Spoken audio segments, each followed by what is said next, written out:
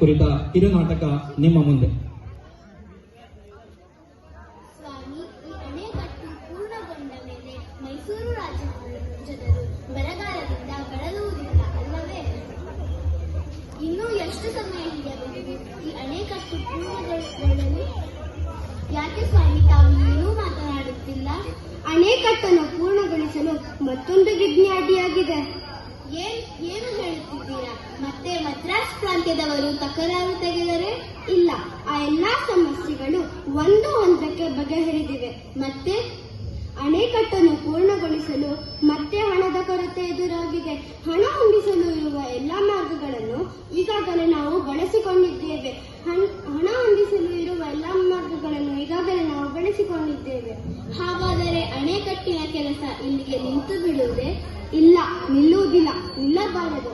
ಇದಕ್ಕೆ ನಿನ್ನ ಸಹಕಾರ ಬೇಕು. ನನ್ನ ಸಹಕಾರವೇ? ಏನದು ಅಂತ ಬಿಡಿಸಿ ಹೇಳಬಾರದೆ? ನಿನ್ನ ಮೈಮೇಲಿರುವ ಒಡವೆ ಆಭರಣಗಳನ್ನು ಮುಂಬೈ ಮಾರುಕಟ್ಟೆಯಲ್ಲಿ ಮಾರಿ ಹಣ ಹೊಂದಿಸುವ ಯೋಚನೆ ಮಾಡುತ್ತಿದ್ದೇನೆ. ಸ್ವಾಮಿ, ಇಷ್ಟು ಹೇಳಲು ಯಾಕಿಷ್ಟು ಬೇಸರಗೊಂಡಿದ್ದೀರಿ? ಮಹಾರಾಣಿ ಒಡವೆಗಳನ್ನು ನಾವು ಮಾರುವ ಹಂತಕ್ಕೆ ಬಂದವಲ್ಲ ಎಂಬ ಬೇಸರ ನನ್ನನ್ನು ಕಾಡುತ್ತಿದೆ ಮಹಾರಾಣಿ. ಸ್ವಾಮಿ, ನಮ್ಮ ರಾಜ್ಯದ ಜನರು ಬರಗಾಲದಿಂದ ಬಳಲುವ ಕಷ್ಟ ದೂರವಾಗುವುದೆಂದರೆ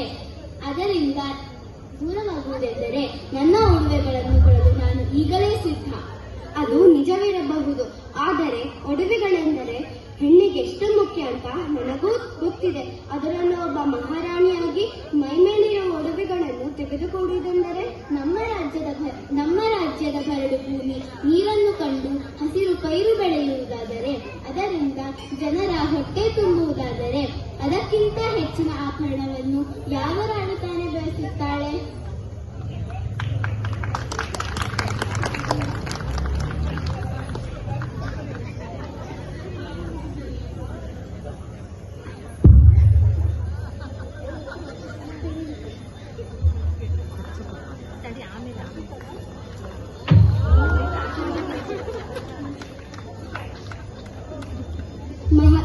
ಮಹಾರಾಣಿ, ನನ್ನ ಮನಸ್ಸು ಗೊಂದಲದಲ್ಲಿದೆ.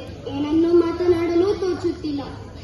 ಸ್ವಾಮಿ, ನಮ್ಮ ರಾಜ್ಯದ ಜನತೆ ಕಷ್ಟದಲ್ಲಿರುವಾಗ ಮೈ ಮೇಲೆ ಆಭರಣ ತೊಟ್ಟು ಬೀಗುವುದು ಯಾವ ರಾಣಿಗೆ ತಾನೇ ಶೋಭೆ ತರುತ್ತದೆ? ಅಂದರೆ ನನ್ನ ನಿರ್ಧಾರ ಸರಿಯಾಗೇ ಇದೆ ಅಲ್ಲವೇ? ಹೌದು, ನಿಮ್ಮ ನಿರ್ಧಾರ ಸರಿಯಾಗೇ ಇದೆ. ಪ್ರಜೆಗಳ ಹಿತವೇ ನಮ್ಮ ಹಿತವೆಂದು ರಾಜ್ಯಭಾರ ನಡೆಸಿದವರು ನೀವು. ಅದು ಮೈಸೂರು ರಾಜಮನೆತನದ ಹೆಮ್ಮೆ. ಸರಿ, ಹಾಗಾದರೆ ಒಡವೆಗಳನ್ನು ಮುಂಬೈ ಪ್ರಾಂತ್ಯದ ಮಾರುಕಟ್ಟೆಯಲ್ಲಿ ಮಾರಿ ಹಣ ಹೊಂದಿಸುವ ಕೆಲಸ ಮಾಡುತ್ತೇನೆ. ಅಣೆಕಟ್ಟಿನ ಮೂಲಕ ನಮ್ಮ ಜನರ ನೀರಿನ ಬವಣೆ ಆದಷ್ಟು ಬೇಗ ದೂರಾಗುವಂತೆ ಮಾಡುತ್ತೇನೆ. ಮೊದಲು ಆ ಕೆಲಸ ಮಾಡಿ ಸ್ವಾಮಿ. ಅಣೆಕಟ್ಟಿನಲ್ಲಿ ಸಂಗ್ರಹವಾದ ನೀರು ನಾಲೆಗಳ ಮೂಲಕ ಹರಿದು ಅಲ್ಲಿ ಬರಡು ಭೂಮಿಯನ್ನು ಹದವಾಗಿಸಿ ಅಲ್ಲಿ ಬೆಳೆದು ನಿಲ್ಲುವ ಹಸಿರು ಪೈರುಗಳನ್ನು ಕಂಡು ಜನರ ಜೊತೆ ನಾವು ಸಂಭ್ರಮಿಸಬೇಕು. ತಾಯಿ ಚಾಮುಂಡೇಶ್ವರಿಯ ಆಶೀರ್ವಾದದಿಂದ ನಿನ್ನ ಮಾತು ಆದಷ್ಟು ಬೇಗ ನೆರವೇರುತ್ತದೆ. ಶತಮಾನಗಳ ಕಾಲ ಅದು ಮೈಸೂರಿನ ಜನರಿಗೆ ಆಶಯವಾಗಿ ನಿಲ್ಲುತ್ತದೆ. ತಾಯಿ ಚಾಮುಂಡೇಶ್ವರಿಯಲ್ಲಿ ನಾನು ಕೂಡ ಅದನ್ನೇ ಬಯಸುತ್ತೇನೆ.